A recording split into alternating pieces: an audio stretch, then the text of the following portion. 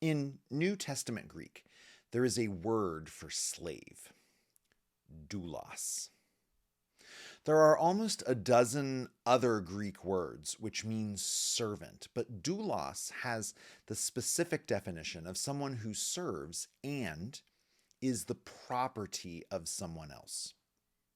The metaphor of being a slave for God or a slave of Christ is found over and over again in the pages of the New Testament. In fact, it's found multiple times in the Old Testament. The Bible uses lots of metaphors to talk about our relationship with God. Sometimes God is the shepherd and we are the sheep. Sometimes God is the king and we are his subjects. Sometimes God is the mother hen and we are her chicks. Sometimes God is the husband and we are his wife. Each of these metaphors reveals to us another little facet about who and what God is meant to be for us. And one of the most used metaphors in the Bible is God is the master and we are his slave. But if you're reading the Bible in English, you might never know this. Because over and over and over again, the words in the original languages that clearly mean slave are translated as servant, which is a totally different thing. It started with the Geneva Bible and then the King James Bible because in the 16th century, if you asked someone what a slave was, they'd immediately think of someone who was bound and in chains or even rotting away in prison. So the 16th century English translators opted for servant because it was closer to their experience. The effect there is that the phrase slave of God is in every instance servant of God in the King James Bible. Today, Bible translators trade slave for servant in their modern translations because of the mental images that we have when we think of slavery. But the biblical authors never meant to say servant when they used the word slave. When they used the word for slave, they were literally referring to someone who was totally and completely owned as property by someone else.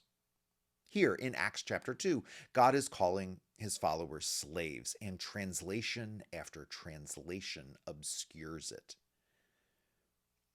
Here in the beginning of the epistle of James, James calls himself a slave of God, but translation after translation softens it for servant.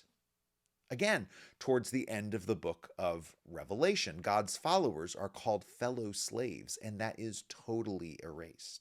The effect of this is that we have completely lost this metaphor of our relationship with God that the Bible uses time and time again.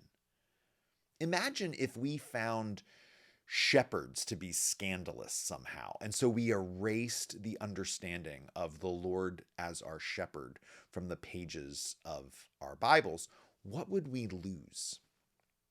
If we found the metaphor of parent and child unsavory, and so we just erased God as father or parent from the pages of our Bibles, what would we lose?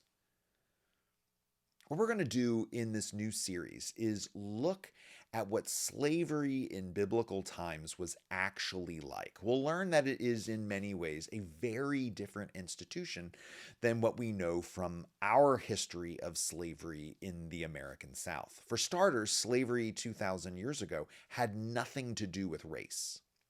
Nothing at all. Manumission was a regular occurrence, and slaves could hold incredibly important positions and even have access to huge sums of wealth. It was still a degrading and dehumanizing thing. This course will be no rosy-eyed apology for slavery at all. But when we put the ancient forms of slavery next to how the Bible uses this metaphor, some things which have been obscured for centuries in our modern translations will come to light, and I invite you to join us as they do.